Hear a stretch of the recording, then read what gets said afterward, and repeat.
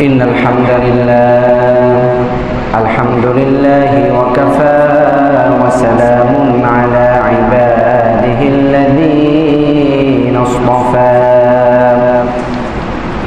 أما بعد فأعوذ بالله من الشيطان الرجيم بسم الله الرحمن الرحيم إنما المؤمنون إخوة فأصلحوا بين أخويكم واتقوا الله لعلكم ترحمون صدق الله المولانا العظيم اللهم صل على محمد وعلى آل محمد كما صليت على إبراهيم وعلى آل إبراهيم إنك حميد مجيد اللهم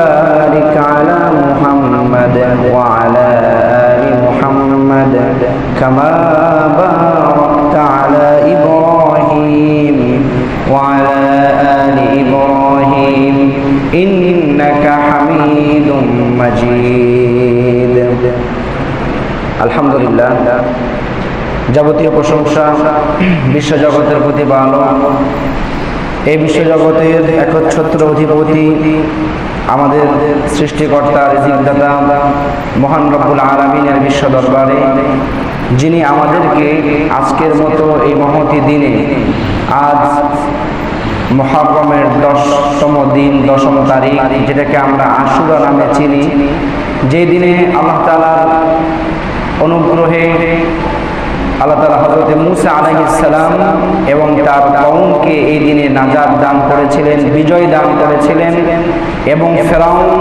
তার দলবল সহ তাদেরকে পানিতে চুবিয়ে মেরেছিলেন। সেই বিজয়কে স্মরণ করে স্মারক হিসাবে আমরা বিশ্বনবীর সুন্নাহ অনুযায়ী আজকের এই দিনে সিয়াম পালন করি। অনেকে আমরা আজকে রোজা রেখেছি আলহামদুলিল্লাহ। তো যিনি আমাদেরকে এমন একটি মহা দিন দান করেছেন, সঙ্গে সঙ্গে আমাদেরকে অসংখ্য অগণিত নাজ নিয়ামতের মধ্যে ডুবিয়ে রেখেছেন, ইসলাম ঈমান নামক মহান দৌলত দান করে আমাদেরকে ধন্য করেছেন এবং আমাদেরকে তৌফিক দান করেছেন আজকের এই জুমার দিনে জুমার সালাত আদায়ের লক্ষ্যে সবার প্রথম মসজিদে আসার বসার। এজন্য আসুন আমরা সকলেই হৃদয়ের আবেগ অনুভূতিকে উজাড় করে উচ্চ কণ্ঠে সকলেই আমরা উচ্চ আওয়াজে তার শেখানো ভাষায় তারই কৃতজ্ঞতা প্রকাশ করে বলি আলহামদুলিল্লাহ রব্বানা লাকাল হামদ হামদান কাসীরান তাইয়িবান মুবারাকান ফীহি। অসংখ্য অগণিত দরুদ সালাম বর্ষিত হোক সর্বকালের সর্বযুগের সর্বশ্রেষ্ঠ মহামানব আহমদে মুস্তাফা মুহাম্মদে মুজতাবা মুহাম্মাদুর রাসূলুল্লাহ সাল্লাল্লাহু আলাইহি ওয়াসাল্লামের উপর। আমরা পড়ি আল্লাহুম্মা সাল্লি আলাইহি আল্লাহুম্মা বারিক আলাইহি। শান্তি বর্ষিত হোক সকল মুসলিম উম্মাহের উপর, উচ্চ কণ্ঠে পড়ুন আমিন। প্রিয় সুধী, আমরা আলোচনা করছিলাম মুমিনদের পারস্পরিক ভ্রাতৃত্বের গুরুত্ব, ফজিলত এবং এর করণীয় প্রসঙ্গে। আজকেও আমরা একই বিষয়ে তৃতীয় পর্বে বিশেষ করে মুসলমানদের পারস্পরিক কিছু অধিকার রয়েছে, হক রয়েছে, সেই হকগুলো অধিকারগুলো আমরা কোরআন সুন্নাহর আলোকে ইসলামের আলোকে জানবো ইনশাআল্লাহ। ওয়া তাওফীকি ইল্লা বিল্লাহ। প্রিয় সুধী, আল্লাহর সন্তুষ্টির জন্য দুনিয়ার কোনো স্বার্থ ছাড়া একজন মুমিন অপর মুমিনকে ভালোবাসা একটি বিশাল বড় ইবাদত এবং একজন মুসলিম অপর মুসলিমের মধ্যে আল্লাহর সন্তুষ্টির জন্য ভ্রাতৃত্বের বন্ধনে আবদ্ধ হওয়া একটা অনিবার্য বিষয়। আর অপরকে আল্লাহর সন্তুষ্টির জন্য ভালোবাসা, এই ভ্রাতৃত্বের বন্ধনে আবদ্ধ হওয়ার মাধ্যমেই তৈরি হয় ঈমানি ভ্রাতৃত্ব। কিসের ভ্রাতৃত্ব? ঈমানি ভ্রাতৃত্ব, যেই ভ্রাতৃত্বের মাধ্যমেই গঠিত হয় মুমিনদের আলোকিত সুখময় শান্তির সমাজ, মুমিনদের সমাজ।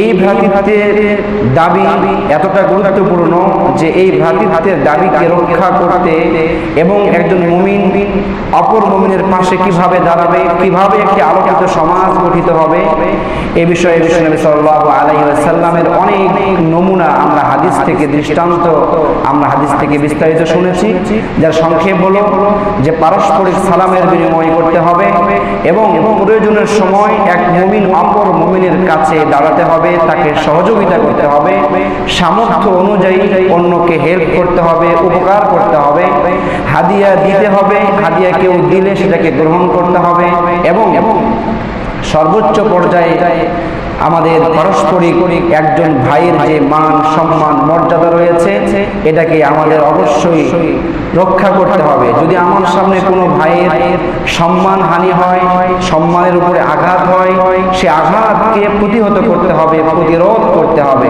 কারো দোষ চর্চা করা যাবে না, দোষগুলোকে প্রচার না করে যে ভাইয়ের দোষ হবে মুমিন মুমিনের আয়না স্বরূপ, সেজন্য একজন মুমিনের সামনে অপর মুমিনের দোষ পরিলক্ষিত হলে সেটাকে তাকে শুধরিয়ে দিতে হবে এবং বিপদে আপদে সুখে দুঃখে সর্ব অবস্থায় একজন মুমিন অপর মুমিনের পাশে দাঁড়াবে।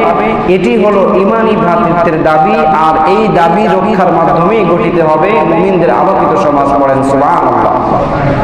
আর এটা শুধু এখানেই ক্ষান্ত নয়, বরং এটার উপকার যেভাবে দুনিয়াতে রয়েছে ঠিক একইভাবে আমাদের পরবর্তী জিন্দেগি পরকালের জন্য এর অনেক লাভ রয়েছে। আমরা শুনেছিলাম এই পারস্পরিক আল্লাহর সন্তুষ্টির জন্য কাউকে ভালোবাসার ফজিলত প্রসঙ্গে আমরা জেনেছিলাম এটার মাধ্যমে ঈমানের মিষ্টতা, ঈমানের সুস্বাদ এটা পাওয়া যায়, আল্লাহর ভালোবাসা পাওয়া যায়, আল্লাহর সন্তুষ্টি পাওয়া যায়, অপর মুসলিমকে সাহায্য করলে আল্লাহর সাহায্য পাওয়া যায়, সুবহানাল্লাহ এবং আখিরাতে উচ্চ মর্যাদা পাওয়া যায়। সুনানুত তিরমিজির বর্ণনা, আল্লাহ রাসূল বলেন যে আল্লাহ তাআলা বলছেন, আল্লাহ তাআলা বলেন যে আল মুতাহাব্বুনা ফি জালালি, যারা আমার সম্মানের কারণে, আমার যারা সন্তুষ্টির উদ্দেশ্যে একে অপরকে ভালোবাসে, লাহুম মানাবিরুম মিন নূর ইয়াকবিতুহুমুশ শুহাদা ওয়ান নাবিয়্যুন, এদের জন্য আখিরাতে থাকবে উঁচু উঁচু নূরের মিনার, উঁচু উঁচু স্থান, যেগুলো দেখে নবী এবং শহীদগণও ঈর্ষা করবে। পড়েন সুবহানাল্লাহ ওয়া বিহামদিহি। শুধু এখানে শেষ নয়, যেদিন সমস্ত মানুষ অপর মানুষ থেকে পলায়ন করবে, ভাই যেদিন ভাই থেকে পলায়ন করবে, যেদিনের কঠিন ভয়াবহতা সম্বন্ধে আল্লাহ রাব্বুল আলামিন বলেছেন, ইয়াউমা ইয়াফিরুল মারউ মিন আখিহি ওয়া উম্মিহি ওয়া আবিহি ওয়া সাহিবাতিহি ওয়া বানিহি লিকুল্লি ইমরিইম মিনহুম ইয়াউমাইযিন শাআনুন ইউগনিহি। এমন একদিন আসবে যেদিন বিকট আওয়াজের মাধ্যমে সবকিছু ছিন্ন ভিন্ন লণ্ডভণ্ড হয়ে যাবে, সবাই সবার থেকে পলায়ন করবে, ভাই ভাই থেকে এবং তার স্ত্রী থেকে, পিতামাতা থেকে, সন্তান সন্ততি থেকে, সবাই সবার থেকে পালিয়ে যাবে, সবাই ব্যস্ত হয়ে পড়বে। সেদিন নিজ নিজ কর্ম নিয়ে পেরেশানিতে সবাই হাবুডুবু খেতে থাকবে, সবাই ব্যস্ত হয়ে পড়বে, আমার কি হবে, আমার কি হবে। সেদিন মানুষ আমল নামার জন্য চিন্তিত থাকবে, সেদিন কোনো ছায়া থাকবে না আল্লাহর আরশের ছায়া ছাড়া। সেই কঠিন দিবসে যারা একে অপরকে আল্লাহর সন্তুষ্টির জন্য ভালোবেসেছে, আল্লাহ রাব্বুল আলামিন রব্বে কারীম সেদিন ডাক দিয়ে বলবেন, আইনাল মুতাহাব্বুন। পড়েন সুবহানাল্লাহ। সহিহ মুসলিমের বর্ণনা, রব্বে কারীম ডাক দিয়ে বলবেন, আইনাল মুতাহাব্বুনা ফি জালালি আল ইয়াউমা উযিল্লুহুম ফি যিল্লি লা যিল্লা ইল্লা যিল্লি। তারা কোথায়? যারা আমাকে সন্তুষ্টির জন্য একে অপরকে ভালোবেসেছে, আমি আজ আমার ছায়ার নিচে তাদেরকে ছায়া দিব, যেদিন আমার ছায়া ছাড়া আর কোনো ছায়া নাই। সুবহানাল্লাহ। আরশের ছায়ার নিচে আমরা ছায়া পেতে চাই, বলুন চাই কি চাই না? সেদিন কোনো ছায়া থাকবে না, রোদের তাপে, রোদের প্রখরে মানুষ ঘামে হাবুডুবু খেতে থাকবে। সেদিন একমাত্র আল্লাহ রাব্বুল আলামিনের আরশের ছায়া থাকবে, আর সেই ছায়ার নিচে যারা ছায়া পাবেন তাদের মধ্যে এক দল হলো একে অপরকে আল্লাহর সন্তুষ্টির জন্য ভালোবেসেছে। এজন্য পারস্পরিক ভালোবাসার গুরুত্ব আছে না নাই? কম না বেশি? এজন্য আমাদের পারস্পরিক ভালোবাসাকে আরো সুসংহত করতে হবে, বৃদ্ধি করতে হবে। এই ভালোবাসাকে পূর্ণতা দিতে গেলে অবশ্যই একজন মুসলিম অপর মুসলিমের প্রতি হক কি রয়েছে, অধিকার কি আছে, এগুলো আমাদের জানতে হবে। এটা জানা আমাদের জন্য খুবই জরুরি, কারণ পারস্পরিক যে হকগুলো রয়েছে এগুলো মুসলিম হওয়ার সাথে সাথে এগুলো অবধারিত হয়ে যায়। এগুলোর জন্য আলাদা কোনো সিস্টেম লাগে না। যখনই একজন মুসলিম হলো তখনই সাথে সাথে তার উপরে অন্য মুসলিমের প্রতি যে হক এগুলো তার উপর অবধারিত হয়ে গেল। এগুলো হাদিসের মধ্যে 5টি 6টি 7টি বিভিন্ন হাদিসে বিভিন্নভাবে বর্ণিত হয়েছে। আমরা সবগুলোকে একসাথে করে মোটামুটি ভাবে সিরিয়াল ভাবে জানবো ইনশাআল্লাহ। সহিহ বুখারীর বর্ণনায় এসেছে, বিশ্বনবী বলেন, হাক্কুল মুসলিমি আলাল মুসলিমি খামসুন, একজন মুসলিম অপর মুসলিমের উপরে, একজনের জন্য অপরজনের উপরে 5টি হক রয়েছে। কয়টি হক রয়েছে? 5টি হক রয়েছে। তার মধ্যে 1 নম্বর হক হলো রদ্দুস সালাম। কেউ যদি সালাম দেয় এই সালামের উত্তর দিতে হবে, এটা 1 নম্বর হক। অন্য হাদিসে একই বিষয়ে রয়েছে ইফশাউস সালাম, অর্থাৎ সালামের বিনিময় করতে হবে। যখনই দেখা তখনই কি সালাম। সালাম সম্বন্ধে সামনে কয়েক জুমার মধ্যে ইনশাআল্লাহ একটা স্বতন্ত্র আলোচনা হবে, সেখানে সালামের ডিটেইলস ইনশাআল্লাহ আলোচনা করা হবে।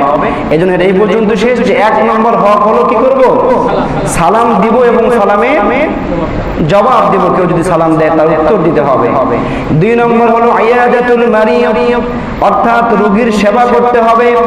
যখনই কোনো মুমিন অসুস্থ হয়ে পড়বে আপনার কানে খবর আসবে, আর দেরি নয়, সাথে সাথে তাকে পরিদর্শন করতে যেতে হবে, তার খোঁজ খবর নিতে হবে। বিশাল বড় এক সুন্নাহ। এবং তার চিকিৎসার জন্য, নিরাময়ের জন্য তার পাশে দাঁড়াতে হবে, তার চিকিৎসার ব্যবস্থা করতে হবে। এটা হচ্ছে বিশাল বড় এক সুন্নাহ। যখনই শুনলেন যে আমার মুমিন এক ভাই অসুস্থ, তখন সুযোগ থাকলে সাথে সাথে তাকে দেখতে যাওয়া, তাকে পরিদর্শন করা। এবং আমরা যেমন বিয়ে বাড়িতে যাওয়ার সময় খামে করে টাকা নিয়ে যাই, পয়সা নিয়ে যাই, গিফট নিয়ে যাই, প্রিয় ভাই এই প্রচলনটাকে আমাদের চালু করতে হবে। যখন কোনো রোগীকে দেখতে যাব, যখন কোনো রোগাক্রান্ত ব্যক্তিকে দেখতে যাব, পরিদর্শন করতে যাব, তখন আমার সামর্থ্য অনুযায়ী খামে ভরে কিছু টাকা পয়সা নিয়ে চলে যাব ইনশাআল্লাহ। রোগীকে দেখতে যাওয়া বিশাল বড় এক সুন্নাহ, অনেক বড় এক সুন্নাহ। এমনকি যদি কাফের মুশরিকও হয়, যদি অমুসলিমও হয়, সেও যদি প্রতিবেশী হয় আর রোগী হয়, তাকেও দেখতে যাওয়া কি সুন্নাহ। বিশ্বনবী কাফের ইহুদি নাসারাদেরকেও অসুস্থ হলে দেখতে গিয়েছেন। সুবহানাল্লাহ ওয়া বিহামদিহি। ইসলামের সৌন্দর্য এটা সুন্নাহ, বিশাল বড় সুন্নাহ। বুখারীর বর্ণনা, বিশ্বনবী সাল্লাল্লাহু আলাইহি ওয়াসাল্লামের খেদমত করত। বুখারীর মধ্যে এসেছে, কানা গোলামুন ইহুদিয়ুন ইয়াখদুমুন নবী সাল্লাল্লাহু আলাইহি ওয়াসাল্লাম, একজন ইহুদি গোলাম বিশ্বনবীর সেবা করতেন। ফামারিদা, হঠাৎ করে সে গোলাম অসুস্থ হয়ে পড়ল। বিশ্বনবীর কাছে খবর যাওয়ার সাথে সাথে বিশ্বনবী তাকে দেখতে চলে গেলেন। সুবহানাল্লাহ। দেখতে গিয়ে তার মাথার পাশে বসলেন। ফাকাদা ইনদা রাসিহি, মাথার কাছে বসলেন। বসার পর তাকে বললেন, তুমি ইসলাম ধর্ম গ্রহণ করো। ছোট্ট বালকটি তাকায় তার বাবার দিকে। বাবা যেহেতু ইহুদি কিছু বলে নাকি, বাবা বললেন, আতি আবুল কাসেম, আবুল কাসেম যা বলে, মানে মুহাম্মদ সাল্লাল্লাহু আলাইহি ওয়াসাল্লাম যা বলে তুমি মেনে নাও। ছেলে আর দেরি নয়, সাথে সাথে সে ইসলাম ধর্ম গ্রহণ করলো। ফাসলামা, পড়ে নিলেন লা ইলাহা ইল্লাল্লাহু মুহাম্মাদুর রাসূলুল্লাহ, কালেমা পড়ে নিলেন। বিশ্বনবী খুশি হয়ে গেলেন, দোয়া দিয়ে ঘর থেকে বেরিয়ে পড়লেন। ঘর থেকে বেরিয়ে বিশ্বনবী প্রশংসা করে বললেন, আলহামদুলিল্লাহিল্লাযী আনকাযাহু মিনান নার, প্রশংসা একমাত্র আল্লাহ তাআলার, যিনি এই বাচ্চাটিকে, গোলামটিকে জাহান্নামের আগুন থেকে ইসলাম ধর্ম গ্রহণ করার মাধ্যমে বাঁচিয়ে দিলেন। পড়েন সুবহানাল্লাহ। এজন্য কেউ রোগী হলে দেখতে যাওয়া বিশাল বড় সুন্নাহ। খোঁজ খবর নেওয়া, টাকা পয়সা দেওয়া, শুধু তাই নয়, তাকে সান্ত্বনা দেওয়া। রোগীর সময়, বিপদের সময় সান্ত্বনা দিলেও বিশাল বড় একটা, অনেক বড় একটা খেদমত হয়, অনেক বড় একটা উপকার হয়। তাকে গিয়ে বুঝাবেন, মা মিন মুসলিমিন মা ইসিবুল মুসলিমা মিন নাসাবিন ওয়ালা ওয়াসাবিন ওয়ালা হুজনিন ওয়ালা হাম্মিন ওয়ালা আযান ওয়ালা গাম্মিন হাত্তা শাওকাতি ইউশাকুহা ইল্লা কাফফারাল্লাহু বিহা খাতায়া।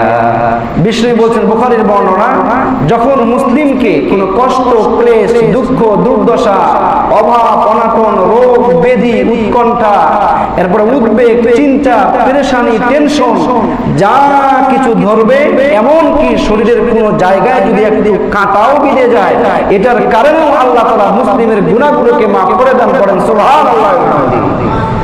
গিয়ে তাকে বোঝাতে হবে যে দেখো, আল্লাহ তোমাকে ছোট্ট বিপদ থেকে দিয়ে বড় বিপদ থেকে উদ্ধার করেছেন। এবং তুমি যে অসুস্থ, অনেক অসুস্থ ব্যক্তি যখন অসুস্থ হয়ে পড়ে তখন সে আফসোস করতে থাকে, কান্দে যে হুজুর আগে কত নামাজ পড়তাম, তাহাজ্জুদ করতে পারি না, রোজা রাখতে পারি না, এই যে আজকে মুহররমের 10 তারিখে রোজা রাখা আমি আগে প্রতি বছর রেখেছি, এখন আমার আর শক্তি হয় না যে আমি একটি রোজার সঙ্গে আরেকটি সিয়াম যে রাখবো, এটা আমার শক্তি হয় না। কাঁদে, তাকে সান্ত্বনা দিবেন। বুখারীর বর্ণনা, বিশ্বনবী বলেন, ইযা মারিদাল আবদু আও সাফারা, যখন কোনো ব্যক্তি অসুস্থ হয়ে পড়ে অথবা সফরে বের হয় কিন্তু সুস্থ অবস্থায় সে নেক আমল করেছে, বিশ্বনবী বলেন, কুতিবা লাহু মিসলু মা কানা ইয়ামালু মুকিমান সহিহা। অসুস্থ অবস্থায় যদি ইবাদত করতে নাও পারে, সুস্থ অবস্থায় ইবাদত করার কারণে অসুস্থ হয়ে পড়ে থাকবে, আফসোস করবে। আর আল্লাহ তাআলা সুস্থ অবস্থায় আমল করলে যেমন সওয়াব পেত, অসুস্থ অবস্থায় শুয়ে শুয়ে আল্লাহ তাআলা তার আমলনামায় এমন সওয়াব লিখে দিবে। সুবহানাল্লাহ। ইসলাম সহজ হয়, আমরা ইসলাম একেবারে খুবই সহজ, কিন্তু আমরা যখন সুস্থ থাকি তখন আমাদের শক্তি, সাহস, অহংকার আর কে রাখে, আর যখন অসুস্থ হয়ে পড়ি তখন আল্লাহ আল্লাহ করতে থাকি। কিন্তু যদি কেউ সুস্থ অবস্থায় যৌবনকালে সুস্থ আছে, ভালো আছে, হাত পা সব ঠিক আছে, এই সময় যদি নেক আমল করে, অসুস্থ হয়ে পড়েছে, ওযু থাকে না, রাত্রে ঘুম ভাঙে না, না খেয়ে থাকতে পারে না, সুস্থ অবস্থায় নফল আমল করার কারণে, ভালো কাজ করার কারণে অসুস্থ অবস্থায় সে আমল করতে পারে না, তবুও তার আমলনামায় সুস্থ অবস্থায় নেক আমল করলে যে সওয়াব পেত, সেই সওয়াব সে শুয়ে শুয়ে অসুস্থ থাকা অবস্থায় পেয়ে যাবে। বলেন সুবহানাল্লাহ। এজন্য সুস্থ জীবনকে কাজে লাগাতে হবে অসুস্থ আসার পূর্বে, এটা অনেক বড় দামি নিয়ম। এইভাবে একজন রোগীকে সান্ত্বনা দেয়া শুধু এখানেই শেষ নয়, একজন রোগীকে যখন দেখতে যাবে এর ফায়দা কি আর ফজিলত কি, এটাও আল্লাহ রাসূল বলে দিয়েছেন। সুনান তিরমিজির বর্ণনা, বিশ্বনবী বলেন, মা মিন মুসলিমিন ইয়াউদু মুসলিমান গুদওয়াতান ইল্লা সাল্লা আলাইহি ৭০,০০০ মালাকিন হাত্তা ইউমসি। পড়েন সুবহানাল্লাহ। যখন কোন মুসলিম তার অপর ভাই রোগাক্রান্ত রোগীকে দেখতে যায়, সকালবেলা যদি দেখতে যাওয়ার কারণে সকাল থেকে নিয়ে সন্ধ্যা পর্যন্ত ৭০,০০০ ফেরেশতাকে আল্লাহ নিযুক্ত করে দেন। এই ৭০,০০০ ফেরেশতা তার জন্য সারাটা দিন তার জন্য দোয়া করতে থাকে। পড়েন সুবহানাল্লাহ। কথা বুঝেন নাই মনে হয়? যখন সকালবেলা একজন রোগীকে আপনি দেখতে যাবেন, তো ওই দেখতে যখন গেলেন, বাড়ি থেকে বের হলেন, সাথে সাথে ৭০,০০০ ফেরেশতা একেবারে সন্ধ্যা পর্যন্ত আপনার জন্য, যে রোগীকে দেখতে গেল, পরিদর্শন করতে গেল, খোঁজ খবর নিতে গেল, তার জন্য রহমতের দোয়া করতে থাকে। পড়ে সুবহানাল্লাহ ওয়া বিহামদিহি। আবার যদি কেউ সন্ধ্যাবেলায় কোনো ভাইকে দেখতে যায়, সকাল পর্যন্ত ৭০,০০০ ফেরেশতা তার জন্য দোয়ায়ে মাগফিরাত করতে থাকে, রহমতের দোয়া করতে থাকে। বলেন সুবহানাল্লাহ। আবার হাদিসের শেষে এসেছে, ওয়া কানা লাহু ফারিফুন ফিল জান্নাহ। আর রোগীকে দেখতে গেল, এই জন্য জান্নাতে তার জন্য একটা সুন্দর বাগান তৈরি করা হয়। সুবহানাল্লাহ। সহিহ হাদিস। আবার সহিহ মুসলিমের বর্ণনা এসেছে, এটাও সহিহ মুসলিমের এসেছে, যখন কোন ব্যক্তি কোন রোগীর কাছে গিয়ে বসলো, দাঁড়ালো, যতক্ষণ পর্যন্ত সে তার ভাই মানে মুসলিম যে কোনো ভাই, যে কোনো রোগী হতে পারে না কেন, যে কোনো রোগীর কাছে গিয়ে অপেক্ষা করলো, থাকলো, যতক্ষণ সে থাকলো, অপেক্ষা করলো, ততক্ষণ পর্যন্ত সে কেমন যেন জান্নাতের বাগানে অপেক্ষা করলো। পড়েন সুবহানাল্লাহ। আমরা কি সে জান্নাতের বাগান চাই কি চাই না? সবাই চাই তো ইনশাআল্লাহ। এজন্য কি করতে হবে? দ্বিতীয় যে অধিকার, রোগীদের সেবা করতে হবে। কি করতে হবে? আমরা রোগীদের সেবা করি বা দেখতে যাই, আমাদের নিজেদের আপন ছাড়া, খুব নিকটের আত্মীয় ছাড়া আমরা অন্য কোন রোগীকে দেখতে যাই না। খুব নিকট হলে মোটামুটি ভাবে দেখে চলে আসি, অন্যদেরকে রোগী মনে করি না। কিন্তু এটা উচিত নয় ভাই। পুরো পৃথিবীর সমস্ত মুসলিম আমার ভাই, অতএব যাকেই আমার দেখার জন্য যোগ্যতা থাকবে বা আমার সামর্থ্য হবে, সুযোগ থাকবে, তাকেই পরিদর্শন করা, তারই খোঁজ খবর নেওয়া। আর এখন তো আরো সহজ, কমপক্ষে না যেতে পারলে ফোনের মাধ্যমে খোঁজ খবর নেবেন। বিয়েতে যেমন হাদিয়া নিয়ে যান, রোগীকে দেখতে যাওয়ার সময় কিছু নিয়ে যাবেন, না পারলে তাকে হেল্প করবে, এটা আপনার জন্য অনেক বড় ফায়দা দিবে। আপনি চিন্তা করেছেন যতক্ষণ পর্যন্ত রোগীর সঙ্গে থাকবেন, দেখবেন, ততক্ষণ পর্যন্ত আপনি জান্নাতের বাগানে অবস্থান করলেন। সুবহানাল্লাহ ওয়া বিহামদিহি। এর চেয়ে আর কি ভালো হতে পারে? এটা একজন মুসলিম অপর মুসলিমের প্রতি অধিকার, হক। যখনই কেউ ইসলাম ধর্ম গ্রহণ করবে, অটোমেটিকলি এই হকগুলো তার উপর অবধারিত হয়ে যাবে। এটার জন্য বিশেষ কোনো আযান দিতে হবে না, একামত দিতে হবে না। মুসলিম হলো মানে সাথে সাথে তার উপরে কি হয়ে গেল? এগুলো ওয়াজিব হয়ে গেল, তার উপরে এগুলো অধিকারগুলো অবধারিত হয়ে গেল। এজন্য এগুলো আমাদের লক্ষ্য রাখতে হবে। 3 নম্বর অধিকার হচ্ছে ইত্তিবাউল জানাইজ। 3 নম্বর কি? জানাজার অনুসরণ করা। কি করা? জানাজার অনুসরণ করা। আমরা করিনি, জানাজার অনুসরণ করি আমরা শুধুমাত্র আমাদের যেগুলো আপনজন এদের জানাজায় যায়, আর অন্য যেগুলো সেগুলো কি করি না, জানাজা যাই না। জানাজায় গেলে কি লাভ? দেখুন বুখারীর বর্ণনা, মান শাহিদা জানাজা, যে ব্যক্তি জানাজায় উপস্থিত হলো, হাত্তা ইউসাল্লি, জানাজায় উপস্থিত হয়ে জানাজার নামাজ পড়লো, ফালাহু কিরাতুন, তার জন্য সওয়াব হলো 1 কিরাত। ওয়া মান শাহিদা, আমরা অনেকে আছে জানাজায় যাই, জানাজা পড়ে চলে আসি, কিন্তু আর দাফন করতে যাই না। শুনুন বুখারী শরীফের হাদিস, ওয়া মান শাহিদা হাত্তা তুদফান, যে ব্যক্তি জানাজায় উপস্থিত হলো, জানাজার নামাজ পড়ার পরে রোগী ওই মৃত্যুর পিছনে পিছনে এসে কবরস্থান পর্যন্ত চলে গেল, এরপরে দাফন করলো, আল্লাহ রাসূল বলেন কানা লাহু কিরাতুন, তার জন্য রয়েছে 2টি কিরাত। কয়টি কিরাত? জিজ্ঞেস করা হলো কিরাত কি? বিষ্ণু বললেন মিসলুল জাবালাইনিল আযীমাইন, বিশাল বড় বড় 2টি পাহাড়। পড়েন সুবহানাল্লাহ। তার একটি হলো উহুদ পাহাড়ের সমান। যদি আপনি আমি জানাজার নামাজ পড়ে যদি ক্ষান্ত না করে কবরস্থান পর্যন্ত গিয়ে আমার ভাইকে, আমার ওই মৃত্যু ব্যক্তিকে দাফন করে আসি, তাহলে কিয়ামতের ময়দানে উহুদ পাহাড় যদি আপনার ওই মিজানের পাল্লায় উঠিয়ে দেওয়া হয়, কতটা ভারী হয়ে যাবে, কতটা ভারী হবে একটু ভেবে দেখুন। কিন্তু আমরা এগুলো থেকে অনেকটা দূরে। আমাদের যদি খুব আপনজন হয়, তাহলে নিজের আত্মীয় ছাড়া বা আশেপাশের বাড়ি ছাড়া, যেহেতু না গেলে মানুষ খারাপ মনে করবে, না গেলে কেমন দেখা যায়, এগুলো ছাড়া এই যে সওয়াবের কথা শুনলেন, এই সওয়াবের উদ্দেশ্যে আমরা কয়জন যাই নিজেকে নিজে প্রশ্ন করে দেখি, কয়জন যাই? যদি যাই তাহলে অন্যজন যখন মারা যায়, অন্য কারো আত্মীয় হয় বা অন্য কেউ হয়, তখন আমরা কেন যাই না? কেন যাই না আমরা? প্রিয় ভাই আমার, জানাজার নামাজ যেখানে আমার যাওয়ার সুযোগ হবে সেখানেই যাব, গেলেই একটা উহুদ পাহাড় পরিমাণ সওয়াব। সুবহানাল্লাহ। আবার যখন আপনি দাফন পর্যন্ত যাবেন, দাফনের কাজ সম্পন্ন করবেন, তখন সেখানে আপনার 2 কিরাত, মানে 2টি বিশাল বড় বড় পাহাড় পরিমাণ সওয়াব পাওয়া যাবে। সুবহানাল্লাহ। আমি যদি মিজানের পাল্লায় মৃত্যুর পরে যখন আমলগুলো ওজন করা হবে, যখন 2টা বিশাল বড় বড় উহুদ পাহাড় যখন একটা পাল্লায় তুলে দেওয়া হবে, তখন কি অবস্থা হবে চিন্তা করেন। এভাবে যদি আপনি জীবনে 100টা 200টা বা 10টা 20টা 30 40 যে কয়টা পারেন, এই কয়েকটা জানাজায় যদি আপনি শরীক হয়ে দাফন পর্যন্ত যান, তাহলে আপনার মিজানের পাল্লায় কতগুলো উহুদ পাহাড় উঠে দেওয়া হবে, আপনার জন্য তো জান্নাত ওয়াজিব হয়ে যাবে। সুবহানাল্লাহ। এজন্য আমার প্রিয় জান্নাতের পথে যাত্রী ভাইয়েরা, আমাদের প্রত্যেককে জানাজার নামাজ শুধু নয়, জানাজা শেষ করে দাফন পর্যন্ত যাবো তো ইনশাআল্লাহ? বলুন ইনশাআল্লাহ যাবেন তো? আল্লাহ আমাদের প্রত্যেককে কবুল করেন। জানাজায় যাওয়ার পরে একটা ছোট্ট কথা মনে পড়লো, বলে ফেলি। সেটা হলো, আপনারা 1 জন 2 জন নয়, প্রায় 10-এর অধিক জন প্রশ্ন করেছেন যে জানাজায় যখন আমরা এই যে দাফন করার সময় কবর যে মাটি দিই, এই মাটি দেওয়ার সময় আমরা একটা দোয়া পড়ি। দোয়াটা কি? মিনহা খালাকনাকুম ওয়া ফিহা নুঈদুকুম ওয়া মিনহা নুখরিজুকুম তারাতান উখরা। এই দোয়াটা আছে কিনা? এটা অনেক সময় আমরা ইউটিউবে শুনি, অনেক বড় বড় শায়েখ বা অনেক ওলামায়ে কেরাম বলে যে এটা নাই, অথবা এটাকে জাল বলে। আছে কিনা? শুনুন, এই মাটি দেওয়ার সময় কি দোয়া করবেন? খুব ভালো করে শুনবেন, পেঁচ লাগাবেন না।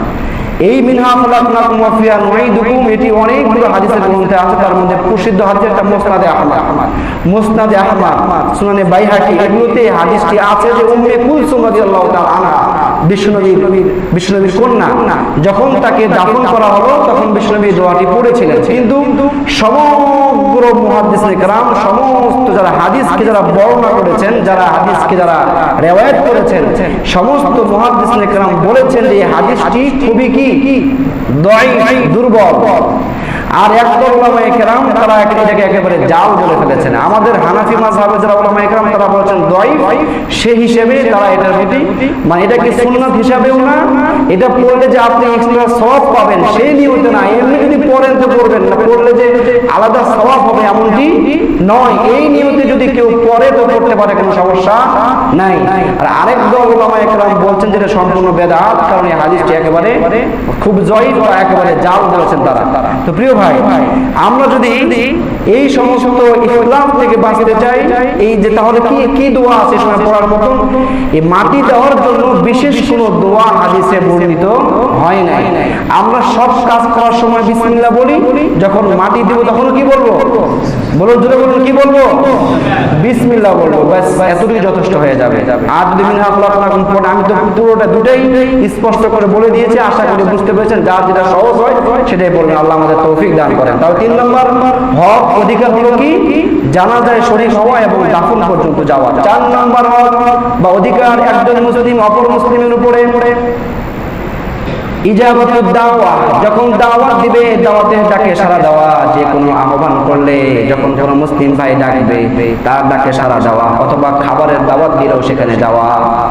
আমরা তো আজ যখন কেউ মারা যায় তখন দাওয়াত দেয়, কিন্তু মুসলিমদের চরিত্র হলো যখনই সুযোগ হবে অপর মুসলিমকে প্রতিবেশী ভাইকে ডেকে ডেকে খাওয়াবে। অবশ্যই এটা বিশাল বড় একশো সুন্নাহ। বিশ্বনবীর হাতের খাবার মক্কা মদিনার মক্কার এমন কোন কাফের মুশরিক ছিল না যারা বিশ্বনবীর হাতের খাবার খায় নাই, পড়েন সুবহানাল্লাহ। এজন্য শুধু খালি মরলে নয়, শুধুমাত্র বিশেষ অনুষ্ঠানে নয়, যখনই সুযোগ হবে তখনই আপনার আপনজনকে, আপনার পিতামাতাকে, আপনার ভাই বোনকে, আপনার যারা খুব কাছের খুব ভালোবাসা তাদেরকে ডেকে ডেকে খাবার খাওয়াবে। বিষ্ণু বলছে আজিবুদ দাঈ, যখন তোমাদেরকে কেউ আহ্বান করে দাওয়াত দেয় তাদের ডাকে তোমরা সাড়া দাও। হাদিয়া দিলে ফিরিয়ে দিবে না, মুসলমানদেরকে মারবে না। মুস্তাদে আহমদ এবং আদাবুল মুফরাদ। এজন্য 4 নম্বর অধিকার হলো যদি কেউ আহ্বান করে দাওয়াত দেয় তার ডাকে সাড়া দেওয়া। আমাদের জন্য এটা বিশাল বড় এক সুন্নাহ। 5 নম্বর অধিকার হচ্ছে ওয়াতাসমিয়াতুল আতিস। 5 নম্বর হলো ওয়াতাসমিয়াতুল আতিস, যে হাঁচি দিল, হাঁচি হাই না কিন্তু হাঁচি দিলে হাঁচি দাতার জন্য দোয়া করা। করি আমরা করি না। হাঁচি দিয়ে অনেকেই আমরা এই দোয়াটা করি না, কিন্তু হাঁচি আল্লাহ তাআলার এই দেহের বিস্ময়কর সৃষ্টির মধ্যে একটা সৃষ্টি হলো হাঁচি। এই হাঁচি অনেক বড় একটা মানে শরীর থেকে জীবাণু বের করার একটা মাধ্যম। শরীরে অনেক জীবাণু হাঁচির মাধ্যমে বের হয়ে যায়। আমরা যে বিভিন্ন ধূলিকণা ময়লা আবর্জনা আমাদের নাক দিয়ে যায়, আল্লাহ তাআলা ওই ময়লাগুলো যদি নাক দিয়ে আমাদের ফুসফুসের ভিতরে ঢুকে যায়, এর দ্বারা ফুসফুসের সমস্যা হয়, শ্বাসকষ্টের সমস্যা হয়। এজন্য মহান আল্লাহ রাব্বুল আলামিন এই ধূলি বালিকণাগুলোকে হেফাজত করার, ফুসফুসকে হেফাজত করার জন্য এই নাককে করেছেন ছাঁকুনি, আর এই নাকের সমস্ত ময়লাগুলোকে বের করার জন্য হাঁচিকে দান করেছেন। এই হাঁচির মাধ্যমে নাকের সকল ব্যাকটেরিয়া, সকল প্রকার ভাইরাসগুলো হাঁচির মাধ্যমে পরিষ্কার হয়ে বের হয়ে যায়। চিন্তা করেন আল্লাহু আকবার। তো যে আল্লাহ তাআলা এত সুন্দর একটা সিস্টেম করে দিয়েছেন, অথবা হাঁচির মাধ্যমে আল্লাহ চাইলে তো আমাদের নিঃশ্বাসটা একবারে বের হয়ে যেত, আমরা টাস করে পড়ে যেতাম, মরে যেতাম। পারতেন কি পারতেন না আল্লাহ তাআলা? কিন্তু আল্লাহ আমাদেরকে রক্ষা করলেন। এজন্য আলহামদুলিল্লাহ বলার দরকার আছে না নাই? এজন্য যখন কেউ হাঁচি দিবে, হাঁচি দাতা অবশ্যই সে বলবে, কি বলবে? আলহামদুলিল্লাহ। আমার বলুন, কি বলবে? আলহামদুলিল্লাহ বলবে। আলহামদুলিল্লাহ বলা সুন্নাহ। এবং পাশে যে শুনলো সে বলবে কি? ইয়ারহামুকাল্লাহ, এটাও সুন্নাহ। আবার যেহেতু সে ইয়ারহামুকাল্লাহ বললো, তারপর দোয়া করে দিল ইয়ারহামুকাল্লাহ বলে, এজন্য যে হাঁচি দিয়েছে সে আবার বলবে ইয়াহদিকুমুল্লাহু ওয়া ইউসলিহু বালাকুম। এটা আপনারা সবাই মুখস্থ করে নিন। বুখারীর বর্ণনা, বিষ্ণু বলছেন ইযা আতাসা আহাদুকুম ফাকুল আলহামদুলিল্লাহ। যখন তোমাদের কেউ হাঁচি দিবে তখন তোমরা বলবে আলহামদুলিল্লাহ। ফালিয়াকুল্লাহু আখুহু ওয়া সাহিবুহু, যে হাঁচি দাতার উত্তর আলহামদুলিল্লাহ শুনলো সেটা উত্তরে বলবে আরহামুকাল্লাহ, মানে আল্লাহ তোমার উপর রহম করুন। আবার হাঁচি দাতা বলবে ইয়াহদিকুমুল্লাহু ওয়া ইউসলিহু বালাকুম। আর যদি হাঁচি দাতা কিছুই না বলে, সুনান তিরমিজির বর্ণনা, যদি কিছুই না বলে, যদি আলহামদুলিল্লাহ না বলে, আপনিও কিছু বলবেন না, কোনো সমস্যা নাই, তবে বলা সুন্নাহ, দুটাই সুন্নাহ। সুনান তিরমিজির বর্ণনা, বিষ্ণুনবীর কাছে দুজন ব্যক্তি হাঁচি দিলেন, একজন বললেন আলহামদুলিল্লাহ, বিষ্ণু বললেন আরহামুকাল্লাহ। আরেকজন হাঁচি দিলেন, কিছুই বললেন না, বিষ্ণুনবীও কিছু বললেন না। সুনান তিরমিজির বর্ণনা। তখন ওই ব্যক্তি বললেন, ইয়া রাসূলুল্লাহ, কি ব্যাপার? তাকে আপনি বললেন ইয়ারহামুকাল্লাহ, আর আমাকে তো কিছুই বললেন না। বিশ্বনবী বললেন, তুমি তো আলহামদুলিল্লাহ বলো না, সে বলেছে, এজন্য আমি তার উত্তরে ইয়ারহামুকাল্লাহ বলেছি, তুমি কিছুই বলো নাই, তাই আমি তোমাকে কিছুই বলি নাই। তাহলে বোঝা গেল, যখনই হাসি দেব কি বলবো? আলহামদুলিল্লাহ বলা সুন্নাহ। এর উত্তরে বলতে হবে কি? ইয়ারহামুকাল্লাহ, এটাও সুন্নাহ। আবার হাসি যেটা বলবে ইয়াহদিকুমুল্লাহ ওয়া ইউসলিহু বালাকুম, এটাও সুন্নাহ। আল্লাহ আমাদের প্রত্যেককে আমল করার তৌফিক দান করুন। তাহলে বুখারীর এই হাদিসে 5টি হক আমরা পেলাম। বুখারীর অন্য একটি হাদিসে 60টির কথা আছে, 60টির মধ্যে এই কথা ছাড়া আর 3টি নতুন। একটা হলো নাসরুদ দাঈফ, যে দুর্বল, যে অসহায়, তাকে সাহায্য করা। ওয়া আউনুল মাজলুম, যে জুলুমের শিকার, মাজলুম যে কোনো কারণে, সামাজিকভাবে হোক, পারিবারিকভাবে হোক, তার পাশে অন্য মুসলিম ভাইকে দাঁড়াতে হবে, সহযোগিতা করতে। এটা হলো 6, 7 নম্বর। এই দুই প্রসঙ্গে একটা হাদিস শুনুন। সহিহ মুসলিমে বর্ণিত হয়েছে, মান নাফাসা আন মুমিনিন কুরবাতাম মিন কুরাবিদ দুনিয়া, যখন কোন মুমিন ব্যক্তি অপর মুমিন থেকে অনেকগুলো বিপদ থেকে একটা বিপদ দূর করে দিবেন, নাফাসাল্লাহু আনহু কুরবাতাম মিন কুরাবি ইয়াউমিল কিয়ামা, আল্লাহ তাআলা কিয়ামতের ময়দানে ওই ব্যক্তির থেকেও একটা মহা বিপদকে দূর করে দিবেন। ওয়া মান ইয়াসরা আলা মুসরিন, আর যখন কোন অভাবগ্রস্তের খাবারের ব্যবস্থা করে দিবেন, সাল্লাল্লাহু আলাইহি ফিদ দুনিয়া ওয়াল আখিরা, সুবহানাল্লাহ। যদি কোনো মুসলিম ব্যক্তি অভাবী, কোনো মুসলিম দুর্বল, কোনো অভাবগ্রস্ত ব্যক্তির খাবারের ব্যবস্থা করে দেয়, আল্লাহ তাআলা তাকে দুনিয়া এবং আখিরাতে সুখ স্বাচ্ছন্দ্য দ্বারা ভরপুর করে দিবেন। বলেন সুবহানাল্লাহ। আবার মান সাতারা মুসলিমান সাতারাল্লাহু ফিদ দুনিয়া ওয়াল আখিরা, যদি কোনো মুসলিম ব্যক্তি অপর ভাইয়ের দোষ ত্রুটিকে গোপন রেখে দেয়, আল্লাহ তাআলা তার দোষ ত্রুটি দুনিয়া এবং আখিরাতে গোপন রেখে দিবেন। ওয়াল্লাহু ফি আউনিল আবদি মা কানাল আবদু ফি আউনি আখি, যতক্ষণ পর্যন্ত বান্দা অপর বান্দার সহযোগিতা করবে, আল্লাহ তাআলা ততক্ষণ পর্যন্ত ওই সহযোগিতাকারী বান্দার উপকার করতে থাকবে। বলেন সুবহানাল্লাহ। তাহলে সহযোগিতা করা মাজলুমের এবং সাহায্য করা কাকে? দুর্বলকে। সহিহ মুসলিমের হাদিস, যে মানুষের সহযোগিতা করলে, যতক্ষণ পর্যন্ত একজন মানুষ অপর মানুষের সহযোগিতা করবে, আল্লাহ তাআলা ততক্ষণ পর্যন্ত তাকেও সহযোগিতা করতেই থাকবেন, করতেই থাকবেন। সুবহানাল্লাহ। আবার মানুষের যদি দোষ আমি জানি যে এই ব্যক্তি এমন এমন দোষ করেছে, কেউ দেখেনি, আমি দেখেছি, কিন্তু এটাকে আমি গোপন রেখে দিলাম, এটা আমার তো অনেক দোষ আছে, দোষে গুণিত মানুষ। কি বলেন ভাই? দোষে গুণ মানুষ না, সবার তো দোষ গুণ মিলিত আছে। তো আমি আমার অপর ভাইয়ের দোষকে গোপন করে দিলাম। আল্লাহ তাআলা রাসূল বলছেন যে আল্লাহ তাআলা তার কিয়ামতের ময়দানে তার দোষগুলোকে গোপন রেখে দিয়ে আমলনামা ভারী করে জান্নাত দান করবেন। সুবহানাল্লাহ। এজন্যই আমলগুলো করবেন তো ইনশাআল্লাহ। 7টা গেল। সহিহ মুসলিমের মধ্যে পারস্পরিক মুমিনদের হকের মধ্যে 6টি কথা আছে। 6টির মধ্যে প্রথম 5টির ব্যাখ্যা শুনলেন, আর একটি বেশি, সেটি হলো যদি তোমার কাছে কেউ ভালো পরামর্শ চায়, ভালো কিছু শুনতে চায়, তাহলে তুমি তাকে ভালো পরামর্শ দিও, তাকে বিপদে ফেলো না। একজন বিপদে পড়ছে, হতাশার মধ্যে আছে, তাকে আপনি বললেন বেশি বেশি সিগারেট খাও, তোমার দুঃখ দূর হয়ে যাবে, এটা ভালো পরামর্শ হলো? অতি মদ খাও, তোমার সব দুঃখ দূর হয়ে যায়, ভালো পরামর্শ হলো না? আপনি বলবেন তুমি বেশি বেশি জিকির করো, তুমি বেশি বেশি নামাজ পড়ো, বেশি বেশি ভালো কথা বলো, তোমার মনের দুঃখ দূর হয়ে যাবে। এভাবে ভালো পরামর্শ দেওয়া, সেটা দুনিয়াবি হোক আখিরাতের হোক, সব দিক দিয়ে। এটা হলো তার কয়টা গেল? 7-8টা হলো। বুখারীতে আরেকটি আছে, সেটা হলো ইবরারুল মুকসিম, অর্থাৎ যখন কোনো কসমকারী ব্যক্তি কসম করে বলে, আল্লাহর দোহাই দিয়ে বলে যে আল্লাহর দোহাই লাগে এই কাজটা করো না, বা এটা এভাবে, এটা এরকম, যখন কেউ আল্লাহর দোহাই দিয়ে এমন কিছু বলে, তো আপনি আমি মুসলিম হিসেবে তার কথাটাকে গ্রহণ করা, তাকে হেল্প করা, অথবা সে যেটা চায় তার এই কসমটাকে আদায় করার চেষ্টা করে দেওয়া। 8টা হলো, 9টা হলো, তাই না? এরপরে সুনানুত তিরমিজিতেও 6টি কথা আছে। আরেকজনের হক কয়টি? 6টি হক। একজন মুসলিমের উপর অপর মুসলিমের 6টি হক। 6টির মধ্যে প্রথম 5টি ঠিক রেখে আরেকটি বেশি, সেটি হলো আও ইয়ানসুরুলাহু আও গাবা আও শাহিদা, ব্যক্তি তার ভাইয়ের উপস্থিত অনুপস্থিত সর্ব অবস্থায় তার মঙ্গল কামনা করতে হবে। কি কামনা করতে হবে? ভালো কামনা করতে হবে, মঙ্গল কামনা করতে হবে। এখন আছে সামনে বিশাল ভালো দিন চলে গেল, এই শালা গেলেই ভালো, বললেই ভালো, আছে না নাই? আমরা এরকম বলি কি বলি না? এটা ভাই উচিত নয়। তাহলে একজন মুমিন অপর মুসলিমের উপরে আমরা 4টা হাদিস থেকে 10টি হক পেলাম। 1 নম্বর হলো সালাম বিনিময় করা, সালাম আদান প্রদান করা। 2 নম্বর হলো রোগীর সেবা করা। 3 নম্বর কি করা? জানাজায় শরীক হয়ে দাফন করা পর্যন্ত যাওয়া। আর 4 নম্বর হলো দাওয়াত দিলে দাওয়াত গ্রহণ করা। খুব ভালো করে সাথে আমাদের তাকান। এরপরে 5 নম্বর হলো 4 নম্বর দাওয়াত গ্রহণ করা, 5 নম্বর হাঁচি রাখার জন্য দোয়া করা, 6 নম্বর হলো যে দাঈফ দুর্বল তাকে সহযোগিতা করা, সাহায্য করা, আর 7 নম্বর হচ্ছে যে অত্যাচারিত মাজলুম তাকে হেল্প করা, সহযোগিতা করা, আর যে কসম করে 8 নম্বর তার কসমকে আদায় করে দেওয়ার চেষ্টা করা, 9 নম্বর হচ্ছে কেউ যদি পরামর্শ নিতে আসে তাকে ভালো পরামর্শ দেওয়া, ভালো নসিহত করা, আর 10 নম্বর হচ্ছে সর্ব অবস্থায় মুসলিম ভাইয়ের উপস্থিতি এবং অনুপস্থিতি সর্ব অবস্থায় কি করতে হবে? মঙ্গল কামনা করতে হবে। করবেন তো ইনশাআল্লাহ? এই হকগুলো অবধারিত আমাদের আদায় করতে হবে। প্রিয় ভাই, আমরা পরস্পরে কি বলুন তো? পরস্পরে মুসলিম। এজন্য আল্লাহ সুবহানাহু ওয়া তাআলা আল মুসলিমু আখুল মুসলিম লা ইয়াজলিমু ওয়া লা ইসলিমু। মুসলমান পরস্পরে ভাই ভাই। একজন মুসলিম অপর মুসলিমকে কোন রকমের জুলুম করতে পারে না, যারা জুলুম করে তারা মুসলিম হতে পারে না। সুবহানাল্লাহ, কত সুন্দর কথা।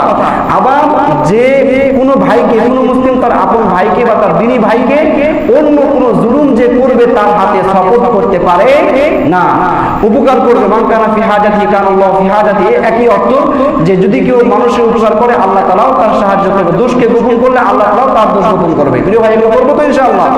এজন্য দেখুন, আমরা এক পরিবারে, এক সমাজে, একসঙ্গে বসবাস করি। আমাদের পরস্পরে চলতে গিয়ে মনোমালিন্য দেখা যায়, হিংসা বিদ্বেষের সৃষ্টি হয়, তর্ক বিতর্ক হয়, কিন্তু এগুলোকে আমরা পুষে রাখি। পুষে রাখা যাবে? পুষে রাখা যাবে না, জিয়ে রাখা যাবে না। মাছ যেভাবে জিয়ে রেখে রেখে আমরা জীবিত রাখি, আমরা আমাদের ভিতরে হিংসা, রাগ, ক্রোধকে জিয়ে রাখি। এগুলোর দ্বারা আমরা আমাদের আমলগুলোকে বরবাদ করে দিই। ছোট্ট একটা জান্নাতি সাহাবী ঘটনা শুনুন। কেন সে জান্নাত? শুনুন। হযরত আনাস রাদিয়াল্লাহু তাআলা বলছেন, কুন্না জুলুসান মা রাসূলিল্লাহ সাল্লাল্লাহু আলাইহি ওয়াসাল্লাম, আমরা বিশ্বনবীর সঙ্গে বসা ছিলাম। তখন হঠাৎ করে বিশ্বনবী বললেন, ফাতরা আলাইকুমুল আন মিন আহলিল জান্নাহ, তোমাদের সামনে ফাতরা আলাইকুমুল আন রাজুলুন মিন আহলিল জান্নাহ, এমন একজন ব্যক্তির উদয় হবে, সে ব্যক্তি জান্নাতি। আমরা সবাই অবাক হয়ে থাকলাম, দেখলাম একজন আনসারী সাহাবী বাম হাতে স্যান্ডেল জুতা নিয়ে আর দাড়ির পানিগুলো মুছতে মুছতে আমাদের মধ্যে এসে হাজির হলো। আমরা তাকে দেখে ফেললাম। পরের দিন একই অবস্থা, বিশ্বনবী বললেন একজন ব্যক্তি আসবে, সে জান্নাতি। তৃতীয় দিন একই অবস্থা। এরপর তৃতীয় দিন বলার পর বিশ্বনবী যখন মজলিস থেকে উঠে চলে গেলেন, হযরত আমর ইবনে আস রাদিয়াল্লাহু তাআলা আনহু তখন ভাবলেন, কি এমন আমল আছে যে তাকে 3 দিন বিশ্বনবী বলেছেন জান্নাতি, এর তো জান্নাতে যাওয়ার কোনো আর বাধা নাই। সুবহানাল্লাহ। আমর ইবনে আস রাদিয়াল্লাহু তাআলা আনহু, আনাস রাদিয়াল্লাহু আনহু বলছেন, তার পিছু নিলেন। পিছনে গিয়ে তাকে গিয়ে বললেন, ও ভাই, আমি আমার বাবার সঙ্গে গন্ডগোল করে এসেছি, আমি নিয়ত করেছি 3 দিন আমি বাসায় যাব না, এই 3 দিন আমি তোমার বাড়িতে মেহমান হব। ওই সাহাবী রাজি হয়ে গেলেন, 3 দিন মেহমানদারি করলেন। 3 দিন তিনি দেখলেন ঘুমানোর সময় দোয়া পড়ে ঘুমায়, আবার মাঝখানে তাহাজ্জুদ পড়ে না, দিনের বেলা কোনো রোজাও রাখে না, ফজরের সময় হাইয়া আলাস সালাহ বললে নামাজের জন্য উঠে যায়। অন্য নতুন কোন নফল আমল তার থেকে পেলাম না। আমর ইবনে আস 3 দিন পরে বলছেন, ও সাহাবী শোনো, আসলে আমার বাবার সঙ্গে আমার কোনো গন্ডগোল হয় নাই, আমি শুধু জানতে চেয়েছিলাম তুমি কি এমন আমল করো, কেন বিশ্বনবী তোমাকে জান্নাতি বলছেন, এটা দেখার জন্য আমি আসছিলাম, কিন্তু নতুন কিছুই পেলাম না। সাহাবী বলছেন, ও ভাই দেখো, আমার তো এগুলো ছাড়া নতুন কোনো আমল নাই। তাহলে এখানে সালাম কালাম। ওই আমর ইবনে আস সামনে চলতে লাগলেন। যখন কয়েক হাত গেলেন, এই হাদিসটি এসেছে মুসনাদে আহমদে, যখন কয়েক হাত দূরে চলে গেলেন, ওই সাহাবী এবার জান্নাতি আনসার সাহাবী ডাক দিলেন, বলে শোনো। বলে কি? কই দেখো, তুমি যা দেখেছো এগুলোই আমার আমল, তবে একটি আমল আছে, যখন আমি ঘুমাতে যাই, ঘুমাতে যাওয়ার পূর্বে মনে মনে বলে দেই, যতগুলো ভাইয়ের সঙ্গে আজকে লেনদেন যা কিছু করেছি, আমার হৃদয়ের মধ্যে কোনো হিংসা নাই, কোনো বিদ্বেষ নাই, আমি সবাইকে দিল থেকে মাফ করে দিলাম। সুবহানাল্লাহ। তখন আমর ইবনে আস বলছে, তোমার এই একটি আমলই তোমাকে জান্নাতে যাওয়ার জন্য যথেষ্ট করে দিয়েছে। সুবহানাল্লাহ। কিন্তু কোনো আমল আছে 5 ওয়াক্ত নামাজ পড়ে সবকিছু আমাদের মতোই করে, কিন্তু কি আছে, প্রতিদিন রাত্রে ঘুমাতে যাওয়ার পূর্বে সবাইকে দিল থেকে মাফ করে দিয়ে ঘুমায়। এই গুণটা আমাদের অর্জন করার দরকার আছে না নাই ভাই? বলুন, আছে না নাই? আমাদের একসাথে চলতে গেলে মানুষের পিছনে আমরা লেগে থাকি, খারাপ ধারণা করি। বুখারীর বর্ণনা, আল্লাহ রাসূল বলেছেন, ইয়াকুম ওয়াজ-যন, তোমরা ধারণা থেকে বেঁচে থাকো। ফাইন্না যন আকযাবুল হাদিস, বেশিরভাগ ধারণা বিশাল বড় বড় গুনাহ করে। এজন্য লা তাহাসসাসু, শুনেন, লা তাহাসসাসু, মানুষের দোষ তালাশ করো না। ওয়ালা তাজাসসাসু, মানুষের পিছনে গোয়েন্দাগিরি করো না। ওয়ালা তাহাসসাস, ওয়ালা তাহাস তাহাসাদু, পারস্পরিক হিংসা করো না, ওয়ালা তাদাবারু, মানুষের পিছনে লেগে থেকো না যে কে কি করলো, অমুক হুজুর কি করলো, অমুক হুজুর কি বলছে, অমুক ব্যক্তি কি বললো, অমুক নেতা কি বললো, এগুলো নিয়ে তুই মাথা ঘামায়ও না, ওয়ালা তাদাবারু, তুই মানুষের পিছনে লেগে থেকো না। তারপরে বলছেন ওয়ালা তাবাগু, পারস্পরিক বিদ্বেষ মনোভাব সৃষ্টি করো না, ওয়া কুনু ইবাদাল্লাহি ইখওয়ানা, তোমরা সকলে আল্লাহর বান্দা, পারস্পরিক ভাই ভাই ভাই ভাই হয়েই থাকো। বলেন সুবহানাল্লাহ। আরেকটি হাদিস দিয়ে শেষ করছি। আমরা চলতি পথে আমাদের জীবনে অনেক সময় তর্ক বিতর্ক হয়ে যায়, হয় কি হয় না? সুনান তিরমিজির বর্ণনা হাদিস, যখন কোনো ব্যক্তির সাথে কোনো ব্যক্তি তর্ক বিতর্ক ঝগড়া গন্ডগোল লেগে যাবে, যে ব্যক্তি জানলো যে আমি হক পথে আছি, সে ভুল পথে আছে, এরপর আমি হক পথে থাকার কারণে হক পথে আছি, এরপরও সে কি করলো, সে ঝগড়া থেকে নিজেকে গুটিয়ে নিল, বিরত থাকলো। আল্লাহ রাসূল বলেন এই ব্যক্তির জন্য জান্নাতের মধ্যখানে একটা জান্নাতে ঘর তৈরি করা হয়। বলেন সুবহানাল্লাহ।